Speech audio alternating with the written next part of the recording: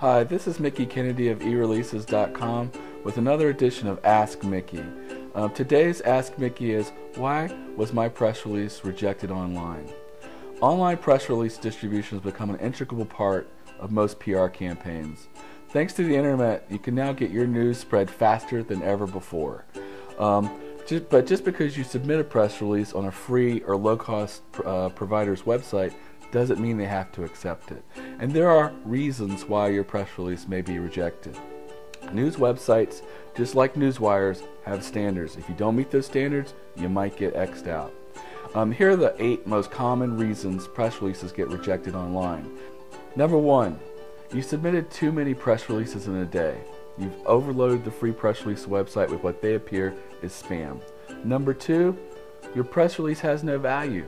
The purpose of a press release is to announce news, not to make a sales pitch, but provide actual news. Otherwise, you risk the chances you might get rejected.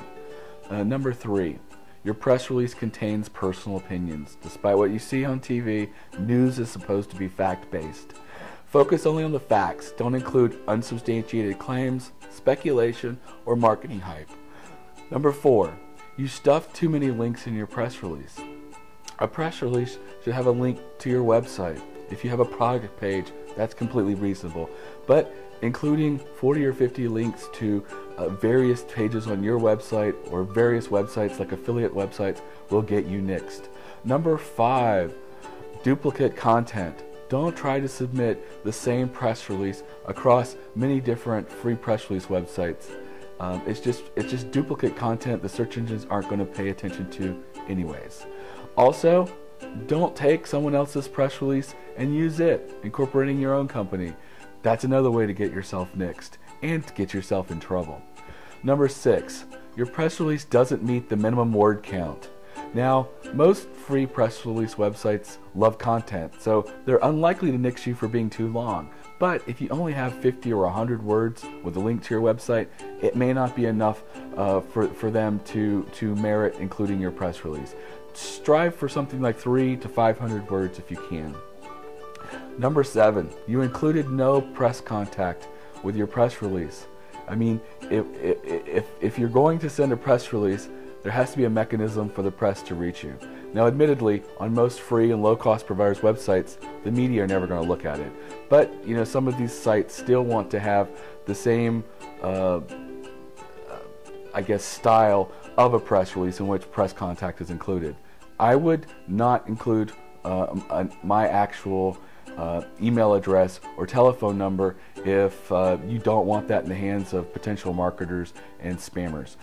Make up an email address that you will be checking for the purposes of these press releases, but it's a good idea to use another email address.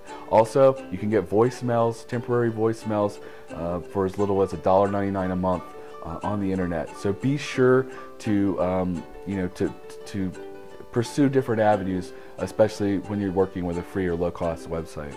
The last reason that your press release may have been rejected online is because you didn't proofread it. It's got obvious errors in it, grammar, punctuation, in some cases style. Just because it's on a free website doesn't mean that they might not hold you to certain types of standards. No matter what press release service you use, your press release will likely get rejected if you make any of the previous mistakes. However, there are more mistakes that you could possibly make. So the more you become familiar with how certain websites work and what their requirements are, that will allow you to better understand what you can do to ensure that your press release is not rejected. This concludes today's episode of Ask Mickie. If you have any questions that you'd like to have answered, just email askmickie@ereleases.com, and I look forward to answering your question here in the near future. Thanks. No matter how I try.